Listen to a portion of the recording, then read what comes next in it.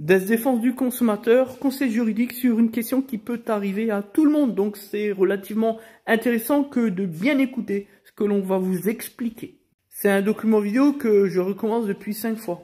3 minutes, c'est un peu court. Bon, bref. C'est l'histoire d'un client qui nous appelle ce matin, qui est un très bon client à nous, pour les questions de dépollution de moteur dont nous sommes le spécialiste, vous le savez. Pour autant, le client habite à plus de 80 km de chez nous. Il décide, alors qu'il vient de tomber en panne de manière inopinée, faire confiance au garagiste de proximité à 3-4 km de chez lui, de son domicile. Il s'agit d'un Peugeot 807 de litre HDI 128 chevaux.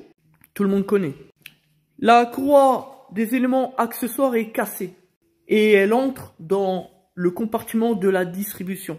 Le véhicule est donc remorqué chez ce garagiste. Dans l'espèce, il indiquait au client que quelques jours suffiraient.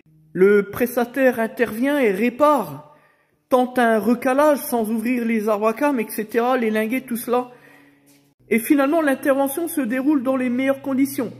Le garagiste effectue ensuite un essai sur route, tout va bien. Le client est chanceux. Pas de casse au niveau de la culasse, les soupapes et tout ça. L'intervention au barème constructeur, c'est 4h50. Donc, moins d'une journée de travail. Par rapport à la prescription du prestataire, quelques jours au départ, le véhicule sera finalement maintenu dans ses ateliers durant la bagatelle de pas moins de 4 mois. 4, pas 3 ni 5, 4. On aurait pu se dire que l'histoire se termine sur cette bonne note, puisque le prestataire fait le travail, tout fonctionne, le client est satisfait. Mais vous l'avez compris, l'histoire ne s'arrête pas là. Après que le client ait pu récupérer son véhicule, satisfait de l'intervention, le tarif justifié comme prévu au devis, et surtout, pas de supplément, puisqu'il n'y a pas eu de conséquences au niveau de la culasse. Malgré tout, le client, le lendemain, quelques heures de roulage après, voit s'afficher au tableau de bord son voyant d'injection, le voyant moteur.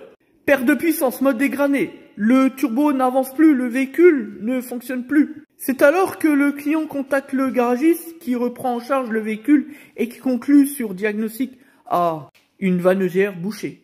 Pour autant, le client lui rappelle que lorsqu'il lui a ramené le véhicule, il fonctionnait parfaitement. Mais le garagiste lui rétorque qu'il n'y a pas de lien de causalité entre les événements. Ce qui est vrai, on le confirme, en tout cas vu de l'extérieur. Et s'il n'y a pas de lien de causalité, on ne peut pas mettre le garagiste face à ses responsabilités. Sauf que 4 mois de délai pour une distribution de moins d'une journée de travail, c'est anormal. Et c'est d'ailleurs ce qui a conduit au surencrassement de la vanne EGR. Le garagiste doit donc prendre en charge les frais supplémentaires.